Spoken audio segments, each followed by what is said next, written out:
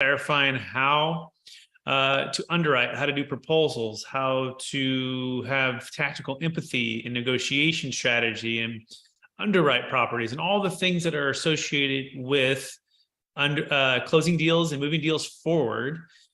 So we're here today to do some training, and hopefully you can glean some wisdom. I'm with Brent Silverbauer, part of eXp Mastery team. We're both part of eXp. We're both multifamily specialists, and we're here in California. We have teams across the country as well that we're growing our eXp organization. And we're very passionate about being excellent at our crafts and really, iron sharpens iron is the way we think about it. And so we do some role play, we do some training, and we're going to be talking about all things commercial real estate. Brent, how are we doing today? Brent Silverbauer out of Northern California. What's going on, my man? Oh, doing great. Monday morning, ready to get after it. Absolutely. So Brent, we've talked about a couple things these last few weeks, right?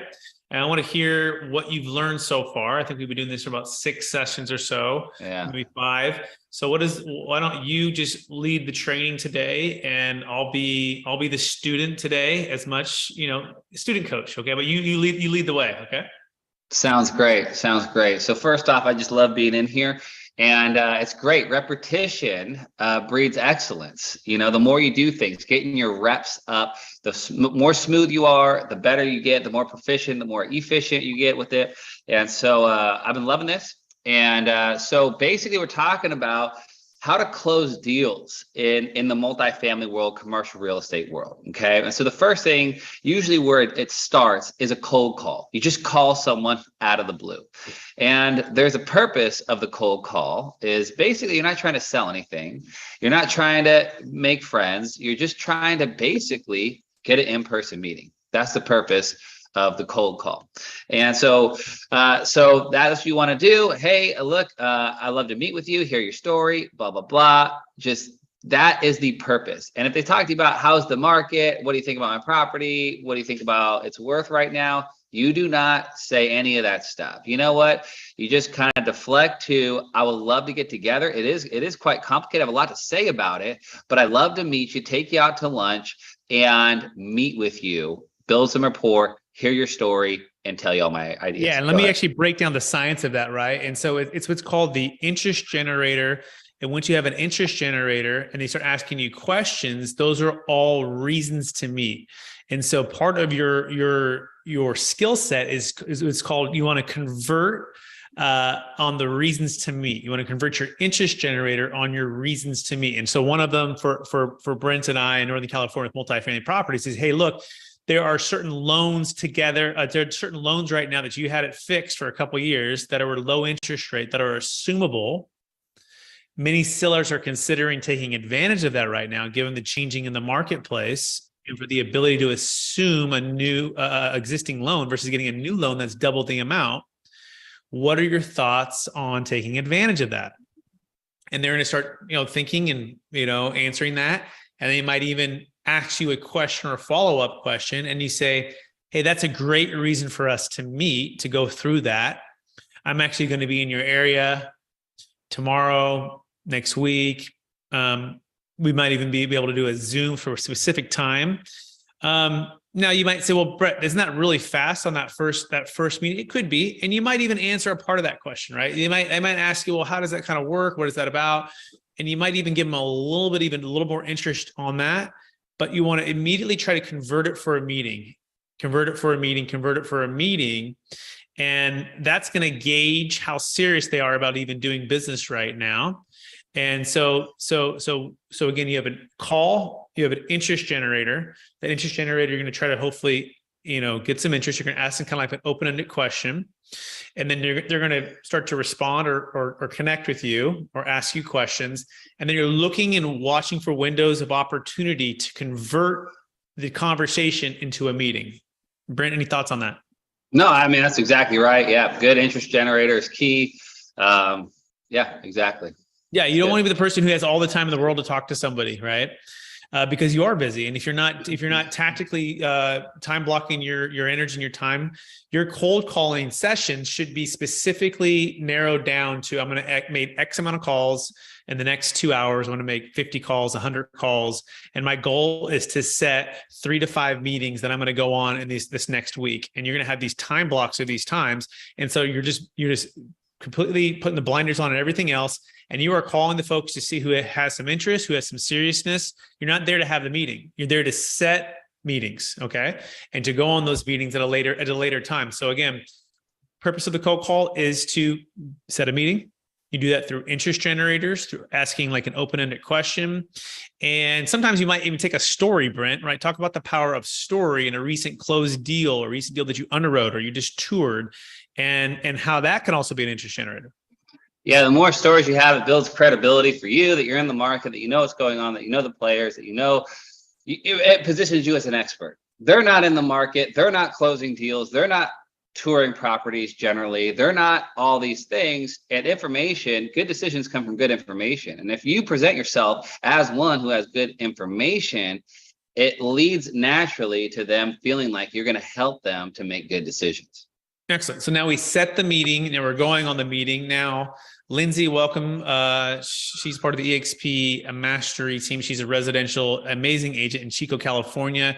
Lindsay, are you ready to go today? Happy Monday to you. Happy Monday. Yes. Excellent. So once you're on the meeting, what is the purpose of the meeting, Lindsay? The first listing appointment or the first meeting with the potential seller or buyer? To see kind of what their problem might be and if you can have a solution for it, and to build rapport with that person as well. Excellent. What percentage of the time are you talking versus them? What's a good ratio? 80-20. For who? You or them? They should be doing most of the talking. Exactly, right? So you're asking some good open-ended questions. You're asking about their goals, their ambitions. You're trying to identify their goals and ambitions and their problems and challenges, right? Mm-hmm. They're meeting with you because you're the expert, and they're probably hoping that you're going to provide some clarity, right? Some creativity, and some compelling reasons to maybe take some action, right? So the only way to do that, though, is to be asking open-ended questions, hearing their story, understanding where they're at, and really identifying their problems and their desires, right? Because they're in a situation here, and also understand where they're at right now. Like, where are you right now? What are those things? And what's a good way, besides just asking questions, so you're not feeling like you're interrogating them, right? Or you don't actually really have to ask too many questions. But what would be one strategy to get them to open up a little bit more? Do you remember what that was, Lindsay? I think one of them was kind of mirroring what they're saying and making them feel like you're hearing them and you're understanding, what their issues are, where they're at. That's fantastic. And so that's exactly right. And Brent, what is the definition of mirroring? Yeah, definition of mirroring is repeating the last thing that they said with a playfully curious tone that generally goes up like, what's the definition? Yeah, and it's kind of funny to think about, right? And it sounds kind of odd, and you're like, why? I feel funny doing this. That's a good thing. You're stretching yourself, and you're actually learning and practicing how to be an active listener and be a curious listener. And that's why it might feel a little bit unnatural, but Lindsay might say, rents have been going down. And instead of just taking that as face value of, oh, rents are going down, you might say, rents are going down? Kind of that curious, upward inflecting question mark, right? Because guess what, Lindsay, I might not know what you mean by that, right? And I actually don't know what you mean by that until you get a chance to open up and tell me more about that. And that's when you're going to mirror, and you can do multiple mirrors, by the way. So it could be something like, Lindsay, rents are going up. What would you say to that? Or rents are going down, Lindsay? Yeah, that's what some of my friends have told me that own investment properties. Some of your friends that own investment properties? Yep, a couple of them that have college rentals in Chico. Oh, neat. It sounds like you're pretty well connected with some others that own some investment properties in Chico. Mm-hmm. Excellent. That's great. And I think that's good to have those people you can call on and have a chance to really dig into the numbers. We are seeing some of the rents going down. In fact, I just did a recent survey, and for a client of mine, we're seeing that exact same trend. Depending where you're at, things are definitely softening. And I don't know if they're going down, more so they're just flattening out. They're not kind of going up. So here's some of the data here. And now say I might move this into a label. And so, Brent, do you remember what a label is? Yeah, labeling is when you say it seems like, it feels like, it sounds like, and then you just, label what they're saying. And if you get it right, they'll say that's right, or they'll say like Lindsay did, yes. If you get it wrong, what specifically are you labeling? Like what are you labeling? Not just what they said, but what specifically are you labeling? You're summarizing what they said. It sounds like, you have friends who have college rentals and they're not doing so good. Yep, that is a good summary. But let me ask Lindsay, see if she knows what am I labeling here? Like Lindsay, if I say something like this, it's really concerning that the rents are going down. I have a vacancy now. It's taking more than 45 days to fill right now. I usually get calls, like 20 calls over the weekend. I just put it on Craigslist. I'm putting advertisements now on these different things. And I'm very concerned. What would be a good label for that, Lindsay? I think you're kind of labeling their emotion. So maybe it sounds like you're nervous or afraid that you're not going to be able to rent out your property and have it cash flow for you. You nailed it. So another way to think about labeling is just emotional label, right? And your goal is to help them understand that you also feel what they're feeling about that particular thing, right? So yes, it sounds like you're a bit concerned that rents are lowering and you have a vacancy. Am I way off? Right? And then you just be quiet. And then you say, no, you're not way off. And then you could follow up with, if it feels like, maybe perhaps some of, you could even tie it back to their other friends. It feels like maybe your friends may be going through this too, or it depends if they said that or not, right? You could also follow up with what Brent says. Is that concerning you, given where you want to be or what you're trying to do? There's a couple of ways to transition that. You can transition to the future state. You can transition to the next state. Well, what happens if 2 units go vacant?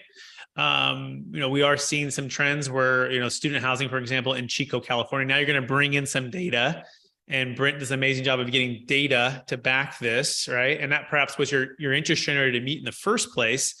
But you're basically trying to put a puzzle piece together to see how the challenges in the marketplace and the opportunities in the marketplace can fit with their challenges, with their particular asset and where they're trying to go. So Brent, what would be another good question to open them up to see where else they're trying to go? Just an open-ended question is where would you like to see yourself in the future in 5 years? I mean, something like that. Absolutely. Yeah. Where would you like to see yourself? Where do you envision you being when you first got started and compared to where you're at now on a scale of 1 to 10? How are you doing? And they might say a 5, and you say, tell me more about the 5. So Brent, tell me more about that 5. What do you mean by 5? Oh, well, at first it was gangbusters. Rents were going up. The deals were great. The interest rates were low. Now the rents are low. I feel stuck, blah, blah, blah. I feel like I can't sell it. I feel like I don't know where to exchange into. I feel like it's easy. It's harder to sell now. And so it sounds like, it feels like, it seems like, right? And I'm going to try to summarize, add those emotions, but also now try to connect the future, right? Sounds like you wanted to get into this to get passive income. It feels like perhaps you maybe maximize some of the value and things were going well for a while. And it seems like you might want to have an advantageous 1031 exchange property or a way to defer taxes on the exit if it was lined up. Am I way off, Brent? No, you're right. Okay. I'm going to add another little nuance here too. Okay. So I'm learning a new thing now with success coaching, which I'm a part of. I'm doing the certification right now. We'll see if I pass, which is pretty cool. But they talked about people thinking and connecting in their mind in a couple different ways. One of them is visual. Like, I like the way that looks. Another one is tactical. I like the way that feels, like something you can grip. Mm-hmm. Another one's auditory, like there's certain sounds that help them to connect things. And so if we can talk, it's almost like a different dialect for the same language that we're speaking in English right now. And if you can connect those things, it helps the people to not only know that you're understanding them, but also helps them to connect action. Okay. So more to come on that, but it's just, I want to plant that seed. That's going to be some cool training we're going to go through, which is blowing my mind, by the way. I'm like, oh my gosh, I never even thought about this kind of thing. So the purpose of the meeting is to discover build a ton of rapport. They're speaking 80% of the time. And then we're going to discover and pull out more information and more understanding by mirroring and labeling. But we're not going to present the proposal, right? Why, Brent? Why don't we just present all of the stuff right now and just give them all the answers to all of their things? That's a good question. I think because you want a commitment before a proposal is a ton of time, energy. You want possibility, or you want probability brokerage, not possibility brokerage. So you want to ask this question. Hey, you know what? I have a lot of good information. If I could, if we could agree on price and terms, and I could show you this marketing that suits your desires, then would you exclusively allow me to list the property? Yeah, Lindsay, if you show up to a doctor, it's exactly right, Brent. If you show up to a doctor, Lindsay, and you tore your ACL in your knee, and they're like, oh, let's just put you on the operating table and just fix it right now without doing an MRI or an X-ray or blood test, all of the things to prepare for a serious surgery, how would you feel? No, not great. Not I great, feel like right? through that meeting, you're also like finding out more information maybe that you didn't originally have. So you might miss something big by trying to present it all in that first time when you're kind of in the discovery phase. What might you miss that's big? I'm just curious. What comes to mind there if you're not doing the proper preparation and the due diligence on their property and on the underwriting and on the marketplace and on the sales comps? What could you miss? Everything. Everything. Could miss their real desire for wanting to sell. You could miss how they like to communicate, making it a smoother transaction, so many things. You could miss building the trust with them. 100%, right? So it's that rapport, it's that trust, and it's the uncovering of, if my mindset is I'm here to just close the deal, or I'm here just to get the listing on this first appointment, it's probably not going to be a good feeling or outcome, or if it's going to feel rushed, right? It's going to feel rushed, like we're trying to get married too soon, right? We're trying to move the relationship fast too soon. But if you come up from an approach of being open-minded and really putting their best interest forward and just discovering and feeling and understanding where they're coming from, what their goals and desires are, and taking that all in, and then saying something along the lines of a conditional, agreement, right? And Lindsay, what would that go? How would you phrase that? If you've uncovered needs, goals, and desires, right? There's definitely some motivation to sell. What would be that transitional question to move us to the next meeting? Well, kind of like Brent said, if we can agree on price and terms to your satisfaction, is there any reason why I can't come back and make a proposal to you and list your property? Amazing. Fantastic. Brent, would you say that for us again? How would you say it? Yeah. Well, there's a key thing. So you say, basically, if we can agree on price and terms to your satisfaction. Did you say to your satisfaction? Yeah, that's a great one. That's a great one to say. Yep. Yeah, to your satisfaction. Is there any reason why you wouldn't use me to exclusively represent and list the property? Absolutely. And let me do another way to say it too. And there's no it's an art and a science, right? Assuming we can agree on price and terms, and to your satisfaction, I can address your concern about 1031 exchange, your concern about sales comps, your concern you expressed about rent comps and why it's a great reason to sell right now. And we can help you achieve your passive income goals. We can help you achieve maybe increasing your cash flow and not feeling trapped by the 1031 exchange. See, I've listed, and now they're going, oh my goodness, yes, exactly. Right? Don't assume that they know that you heard, even though you mirrored and labeled before. Bring it all together in a nice package here for them. And assuming we can agree on price and terms, is there any other reason that you wouldn't allow me to exclusively list your property for you? And by the way, I'm going to put together a full proposal. Let me back up in 20 seconds. I'm going to put a full proposal that's going to lay all of this out in detail with sales comps, rent comps, underwriting, and a clear picture on how we're going to achieve this outcome for you. and assuming we can agree on price in terms. In other words, I'm going to do the MRI, I'm going to do the blood test, I'm going to do the X-ray, I'm going to have a specialist look at the results, and assuming that comes back that it looks like, yeah, you do need ACL surgery, your ACL is blown, and we need to put you back together here. Is there any reason why you wouldn't go forward with surgery? Is there any reason why you wouldn't allow me to exclusively list the property and sell it for you? And then you just be quiet. And they might say something, Brent. Well, when they might say, well, hopefully they say, no, I'd love for you to list the property. But what you're going to find out is a lot of times they'll say, well, my brother is an agent and I've been talking to him. Well, my wife is a broker. She doesn't do it anymore, but she still has her broker's license. And, all the other little things that come out that are the little snares that are going to catch you on day 20 when you don't realize it. And our first reaction is like, oh, but instead it should be mirror. Thank God I found out. Yeah. And label, right? Mirror and label. Now, this is a great opportunity to mirror and label, because I don't know what you mean by that your nephew is newly licensed and so your nephew is newly licensed? Yeah. He just got his license. He's 19 years old. He mainly does residential, but what's the difference? What's the difference? Yeah, it's like the same thing, right? I mean, it's all real estate. It's just, what's the price, It sounds like your nephew is new to the business, and you're curious what's the difference between residential and commercial. Am I way off? Well, yeah. I mean, if he could sell a house, he could sell a multifamily, right? It sounds like if someone can sell a house, you can sell a multifamily. Is that what you're saying? Am I way off? No, yeah. I mean, what's the difference? That's no big deal. It's a great question. Take the photos, put them on the internet. I mean, yeah, it's a really good question. I can really appreciate that. The ability to work with family and to be able to keep it in house and maybe even get a lower fee. I'm not sure exactly what the advantage would be to you, except for those things. But assuming we could agree on pricing terms, and I come back to your satisfaction and show you how we could work with your nephew, right? And also to your satisfaction, the other things we talked about. Is there any other reason you wouldn't allow me to exclusively list the property?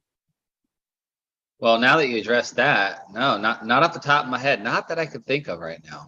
No. Yeah. Okay, great. Yeah. So next week I'm going to come back. Wednesday work for you? Great. So now we're going to close the meeting, although build some more rapport before you get out of there, right? And don't rush the exit of that unless their personality type is a driver and they're just being really efficient. And away you go for the proposal. And then when you show back up, right, you're going to open up with some conclusions, right, about the property, the value. And also before you start, though, you're going to say, hey, there's a few things we're going to be covering during this proposal, but I want to make sure that we're covering exactly what you want to cover. So are there any things you want me to address? And they may or may not even bring up that nephew anymore. They may have just been testing you on negotiation. There could be a number of things, but don't think you have to present the entire proposal all at once into this long, drawn out thing. It's now the proposal sitting here. The key of the proposal is you've done your time, energy, tours, underwriting, talked with the lenders, right? Looked at the rents, looked at the sales comps, understanding what's going on in the marketplace, and you are the expert. And that's part of doing the proposal is because you've done your homework. And at that point, you're presenting and you're going through the plan with the goal to close, should it help them meet their goals? And essentially, as you're walking through, do you see how this can help you reach your goal here? Do you see how the valuation is here? Am I way off in showing you that the rents are actually in trouble and things actually are going down and now is a good time to sell? Do you see how using, this assumable loan as an opportunity to get a new buyer in place is going to help us get a higher price? And you're just checking off all of the marks to help them understand that this is going to be in their best interest to sell. Like, we don't want to sell someone into a listing. We want to be a consultant and a coach to show them why it can help them solve their problems and meet their desires. Does that make sense? Mm-hmm. Absolutely. All right. What questions does anyone have right now?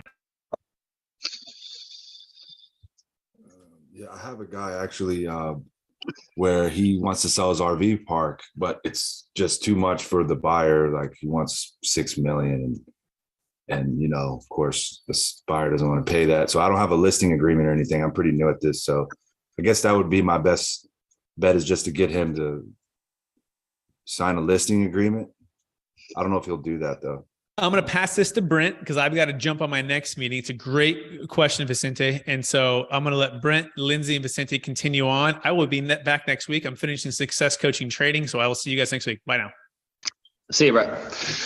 Yeah, Vicente, you absolutely need to have a listing agreement 100%, or else you're going to go out of business pretty quick, because what happens is you spin your wheels. And so you have to go back to, if I can bring the buyer that satisfies your need for price and terms and whatever else they need, is there any reason you wouldn't exclusively allow me to list the property? Right. And they may say, well, I don't want to list it on the MLS. I don't want to do that. Okay. So what I'm hearing you say is you want to get this high price, but you don't want to list it on the MLS. Tell me more about that. I mean, generally speaking, if they have that, I mean, what is their stance? Why won't they exclusively allow you to list that property if they're going to sell it? Well, I've actually never even asked that question. I'm such an amateur.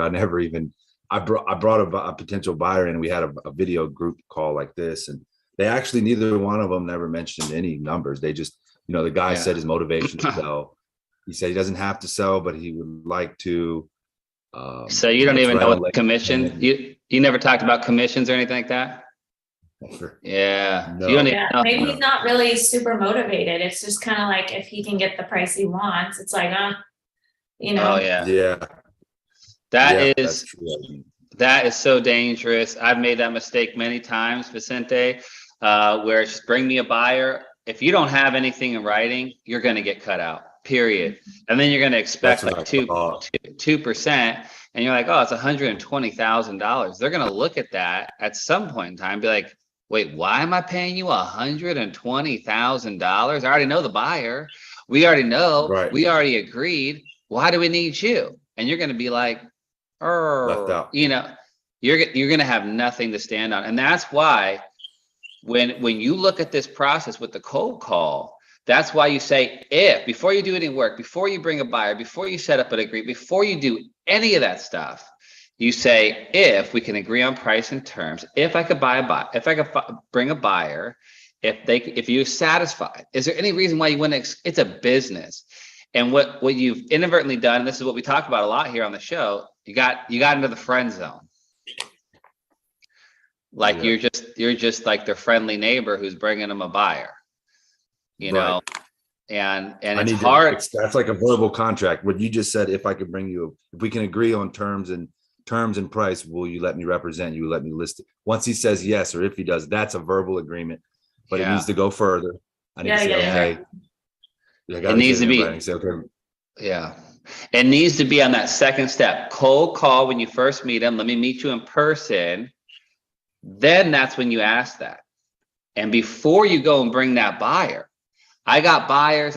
You can make all the promises you want. I could do this. Now, assuming I do all this stuff, is there any reason why you wouldn't exclusively, and you have to say exclusively, not non-exclusively, because again, they can cut you out, exclusively use me to list the property. And then, and I'll be honest, every single seller in the world will say, bring me a buyer. If you give me $10 million for this, I'd sell it. Bring me a buyer. Then they'll cut you out if you don't have an agreement. So you got to list the property on the MLS. And that is the way they're going to get the highest and best. Say, hey, look I have 100 investors.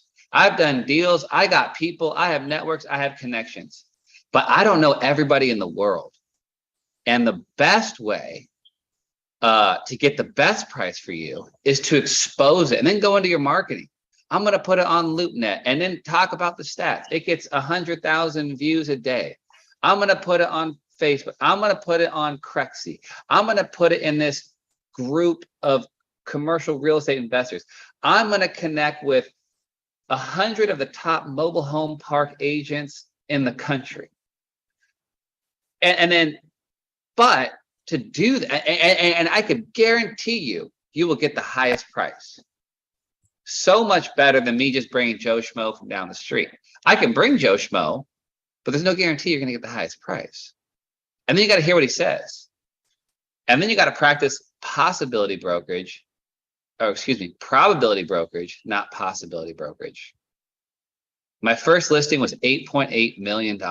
And the guy said, bring me a buyer. And I had a non-exclusive agreement with him. But he says, you can't put on the MLS. This is an hour away. I trucked 3 separate parties, an hour away, an hour back, take them out to lunch, show them the property. All 3 of them passed.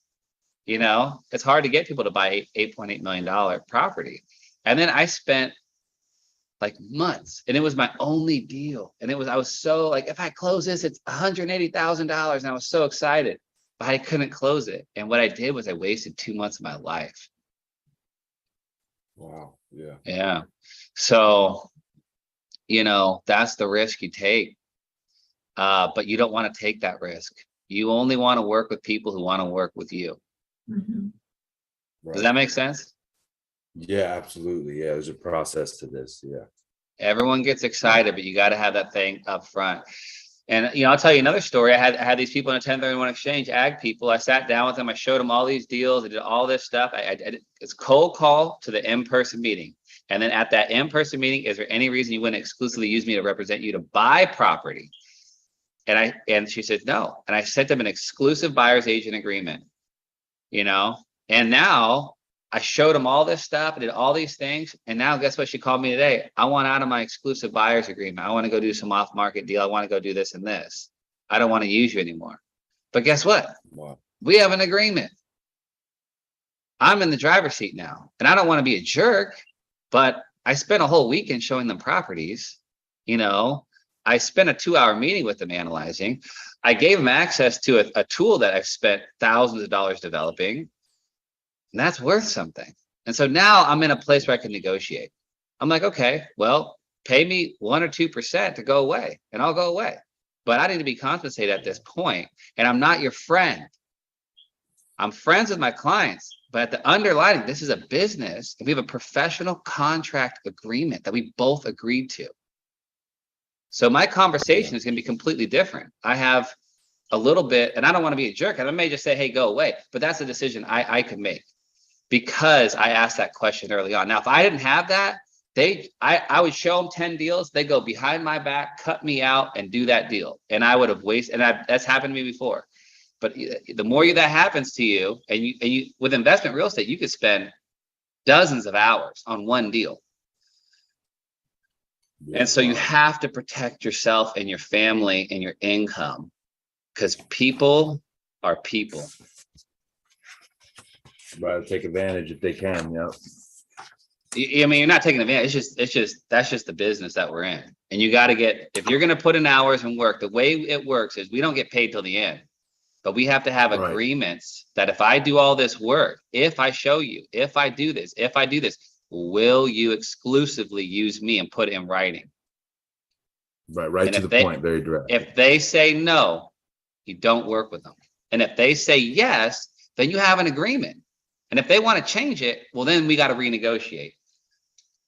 Hey, Brent, do you always use the buyer agreements now? No, and it's because I've been coming here that I did that for this one. I did this exact process just because I've been going through this so many times. It just came out of my mouth.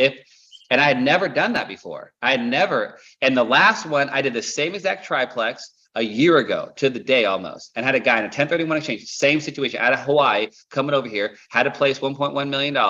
This one's $850,000. And I got it in. I did the inspections. I did the tours. I did all this other stuff, spent hours with this man. And then he said, I don't want you to be a dual agent.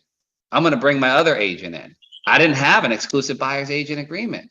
Then all of a sudden it's like, okay, well, he brings in another guy, top agent and residential agent in Butte County.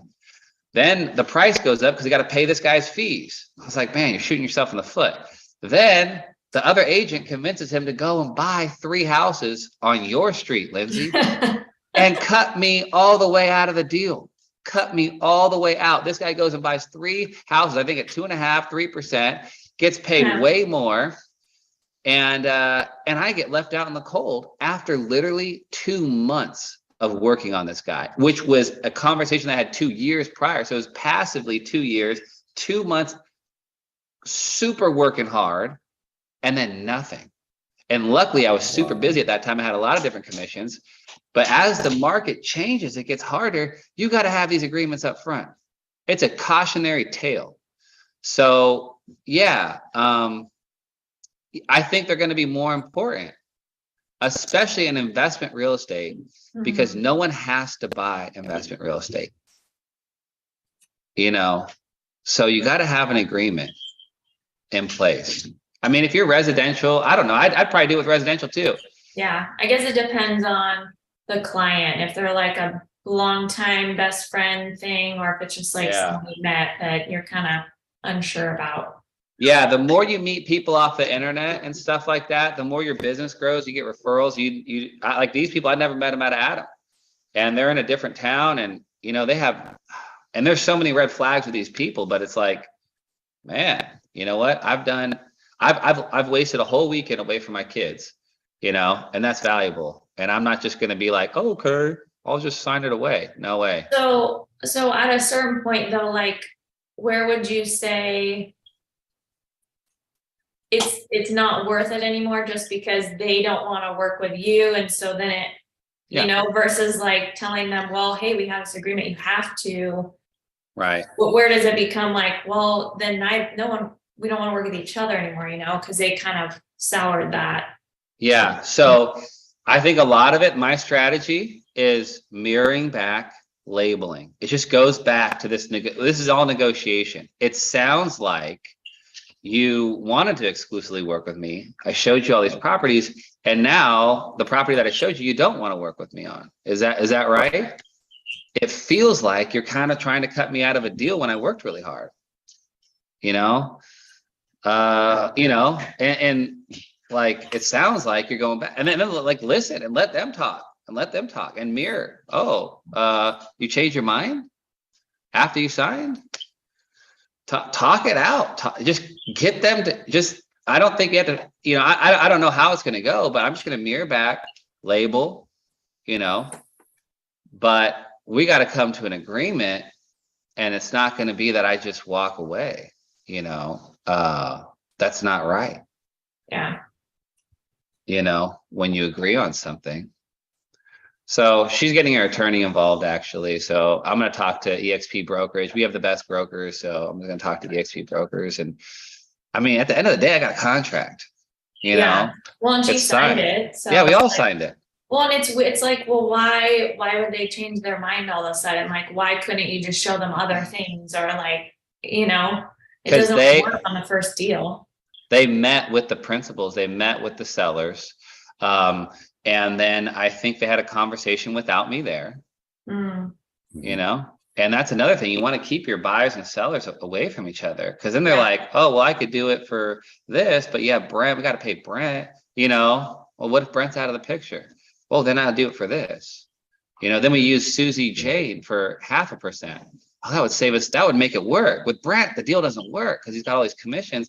With Susie Jane for $2,000 to do the paperwork, it really works.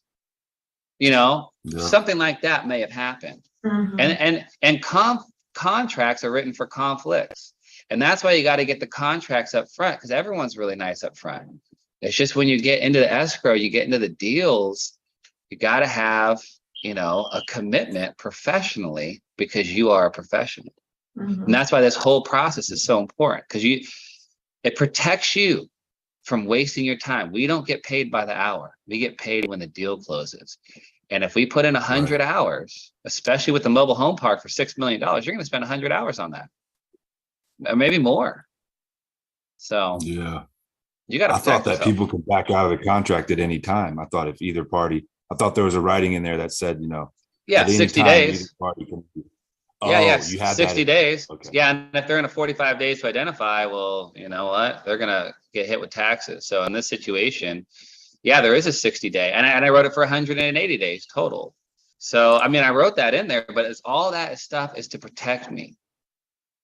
So yeah, Wow. You got to protect yourself. Like you got to protect. It's a commercial real estate is the Wild West sometimes. And you got a bunch of type A people in commercial who don't care, who don't Right. care about you Yeah. and can use you. Some people are wonderful and some people are tyrants. And you got to be able to deal with both of them in a fair and professional way. Yeah. I've had people text me, random people, oh, send me the information if you have anything for sale. So here's my email. Everybody says that. I love that. I love that. Yeah. Some people are no, courageous. It's hilarious. You get these people, you go through all this, analyze 20 deals with them. None of these work. And then they always say, well, when that killer deal comes with a 10% cap rate, call me first. And I have no professional agreement in place with you. Okay. It's like, no. I'm going to go to the person who has an agreement with me. I'm going to go to the person who's, motivated. That's going to be my first call. And everyone who's just trying to have me in the friend zone, don't allow yourself to be in the friend zone. And don't work with people unless they're not in the friend zone. And you should communicate up front. I'm going to expend a ton of time and energy and knowledge and skill. And I don't get paid till the deal closes. So I need some assurance that I'm going to be able to get paid. I mean, I'm a professional. This is what I do. And the more you do it, the smoother you get at. Like Brett is so smooth. He's the smoothest operator. And the reason is because he does the repetition. But because I've been doing this, like you should have heard me in that meeting. Is there any reason why you wouldn't exclusively use me to represent the buyer? Represent you as a buyer. She's just like, no, great. Send you the contract. Bam, sign that night. Nice. Wow. That's really helpful. I've never had that conversation with my clients. I hope I don't ever have to, but it's just a good thing to keep in mind, because it's like, oh, you just kind of think people are, have a good intentions and good this and good that. And then all of a sudden it's like, then it just changes so fast and you don't have anything. It's like, well, there's nothing you can do about it. Yeah. And it's your own fault for putting yourself in a weak position. But yeah, I think in residential, it might not be as much like if you're working with your sister, your brother, your friend, like your immediate network. But if you're working with a lead off the internet, and if you're working with a commercial, if someone's in a 1031 exchange, go through the process, talk to them on the phone, get them in person. We'll look at all these properties. I'll do all this stuff before we do that. Is there any reason why you want it? Get it out. Is there any reason why you want it? So I can be assured of my pay before I do this. And if you're providing them value, they're going to sign it. And then once they sign it, you have a professional agreement.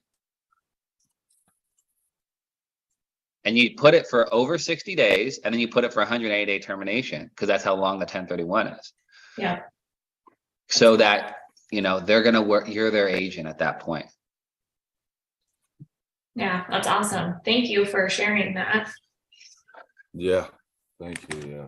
See the stories. Stories are so valuable. They're so important. They tell so much. Okay. All right. Well, we're over time. Any other questions or anything like that? Nope. All right. Have a good one, guys. See you later. All right. Bye, guys.